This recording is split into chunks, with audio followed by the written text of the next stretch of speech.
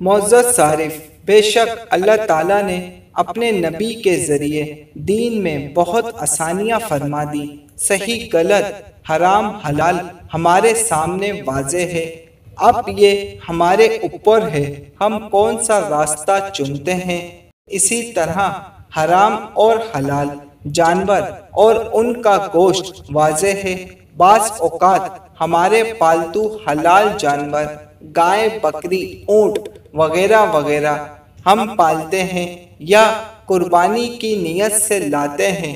دل میں ایک ہی بات ہوتی ہے، اللہ پاک قبول کرے اور اسے قربانی کے دن تک سلامت رکھے۔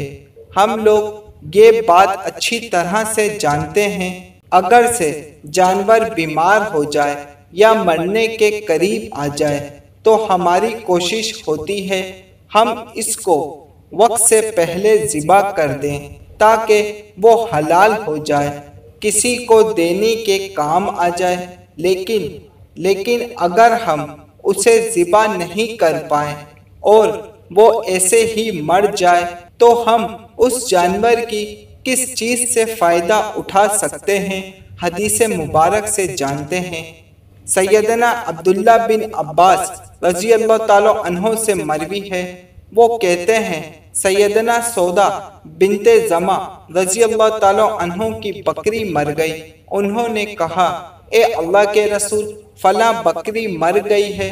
آپ صلی اللہ علیہ وآلہ وسلم نے فرمایا، تم نے اس کا چمڑا کیوں نہیں اتار لیا؟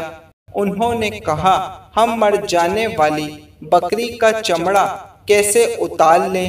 آپ صلی اللہ علیہ وآلہ وسلم نے فرمایا، اللہ تعالیٰ نے فرمایا ہے، اے نبی آپ کہہ دیجئے کہ جو کچھ احکام بذریعہ وحی میرے پاس آئی اس میں کوئی حرام نہیں پاتا کسی کھانے والے کے لیے جو اس کو کھائے، مگر یہ کہ وہ نہ مردار ہو یا بہتا ہوا خون ہو یا خنزیر کا گوشت ہو۔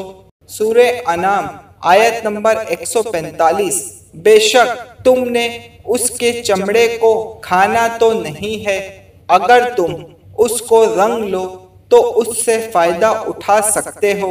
پھر انہوں نے کسی بندے کو بھیج کر اس بکری کو منگوا لیا اور اس کی کھال اتار لی اور اس کو رنگ کر اس کو پانی کا مشکیزہ بنا لیا۔ پھر وہ اس کو استعمال کرتی رہیں یہاں تک کہ وہ ان کے پاس ہی پھٹ گیا۔ جزاک اللہ۔ امید کرتا ہوں حدیث پاک آپ کو سمجھ آ گئی ہوگی، اور شاید آج کے دور میں لوگ نہ تو چمڑے کے مشکیزے بناتے ہیں نہ اپنے کسی کام میں لیتے ہیں، لہٰذا ایسی صورتحال میں جانوروں کے چمڑے کو مدرسے یا مسجد میں دے دیا کریں۔ شکریہ۔ حدیث مبارک سمجھ آنے کی صورت میں ایک لائک ضرور کر دیے گا۔ اللہ حافظ۔